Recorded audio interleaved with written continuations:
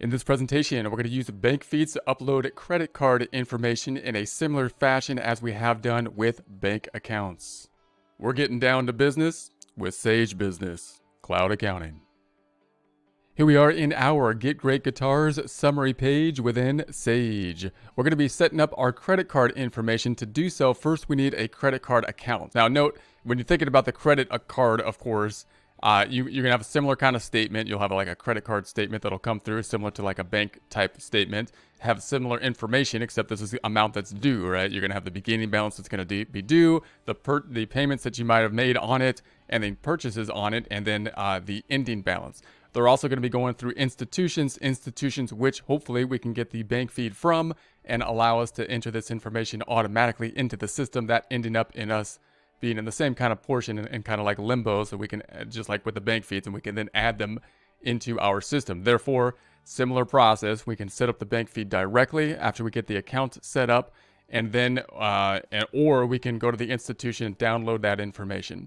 We'll be using a CSV file, which will basically take the data file like this, and it'll look something like this. Might be a little bit different by the time we finish this up, but it'll be something like this, giving us the data, which just has that raw data again, the raw data that we're going to upload into the system. Okay, so here we are back in Sage. We're on the summary page. We're going to then go to the banking information. Now, when you think about the banking information, you're probably thinking of, the checking accounts, the cash accounts, but this is also like the institution page, right? The financial institution page, and the credit cards are going to be a financial institution. So we're going to go to the banking information to add, this financial institution. So then I'm going to go say that we're going to go to the drop down, and I'm going to add a new account. So new bank accounts, I'm going to add a new bank account.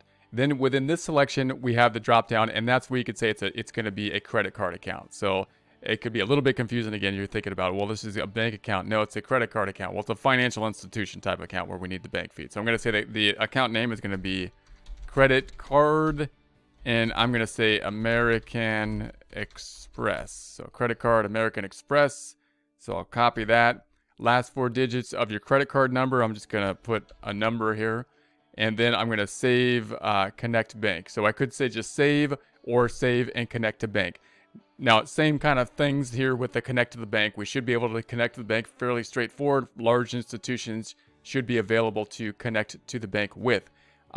However, you got the same kind of restrictions. If you want to have a whole year's worth of data, you may not be able to get the whole year's worth of data with the connection. You may then, for some reason, need to manually import it. We're going to manually import here for the practice problem. Whether you connect or manually import after it has been imported or connected, after the feeds go into the system, then you'll basically be at the same point in time, and we'll have to add those to our system. So I'm just going to go ahead and hit save. And then we have our credit card down here. So now we've got the checking account, we've got the cash account, we got the credit card account down below. And then we have either connect, we can use this to connect to the bank, or I'm going to use the import, and we're going to import with that CSV file. Again, imagining that we got this information from the bank, basically website, and downloading that information that we could then use to import into our system.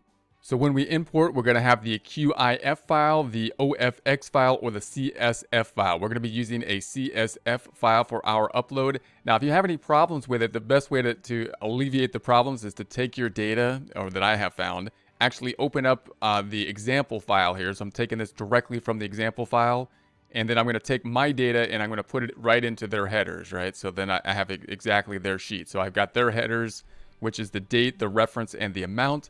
I'm going to delete the information, and then I'm going to take my information in whatever way that it downloads. And so my information, if I take it from the bank, I'm imagining that it has the date, the description, and the amount. Notice these two columns are kind of backwards for them, because they got the date, reference, amount, and we got the date, reference, amount, right? Date, reference, amount, date, description, amount.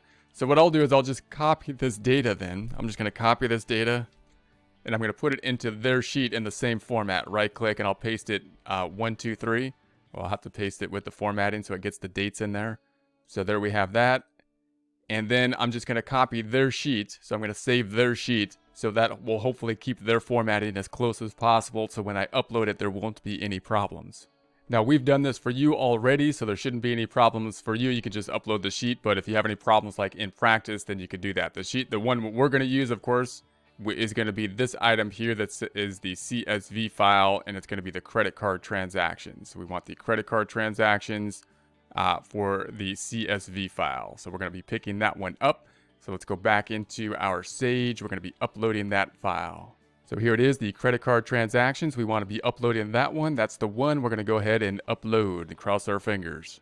Now it gives us this nice feature of basically asking us the information. It says, we found 9 transactions. Here's an example. Is this a purchase or a payment? The reason this is important is because sometimes different bank feeds will have the payments, negative and positive going different ways, considering a credit card obviously typically has a negative, a credit balance or a negative balance. We owe them instead of them owing us.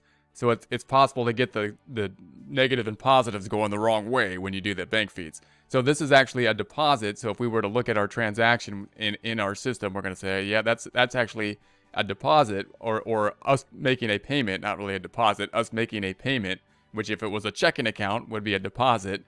But for here, it's paying off the liability, right? So that's money for us paying off the liability here. All the rest are going to be the payments. So we're gonna indicate that to them. We're gonna say, hey, look, this is not a purchase. This is a payment or refund to my credit card. So I'm gonna say that's this one, and then import. So now it knows which way it's going. So then now we're crossing our fingers again, and there it is. It looks like everything has imported correctly. So you can uncross the fingers because it looks like it has worked as it is supposed to. So now the 250 then.